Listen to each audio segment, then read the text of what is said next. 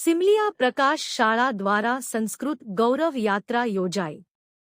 ઘોઘંબા તાલુકાના સિમલિયા ગામે આવેલ શ્રી પ્રકાશ માધ્યમિક અને ઉચ્ચતર માધ્યમિક શાળાના સંસ્કૃત વિષયના શિક્ષકો દર્શનાબેન ચૌહાણ, સુરેશભાઈ પટેલ, મુકેશભાઈ વસાવા અને અશ્વિનભાઈ તેરૈયાના માર્ગદર્શન હેઠળ આજરોજ સંસ્કૃત ગૌરવ યાત્રા યોજાઈ હતી.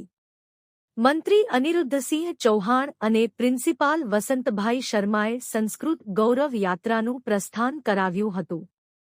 સિમલિયા ગામના મુખ્ય માર્ગ અને શેરીઓમાં આ યાત્રા ફરી હતી અને સંસ્કૃત ભાષાની ઝાંખી કરાવી હતી.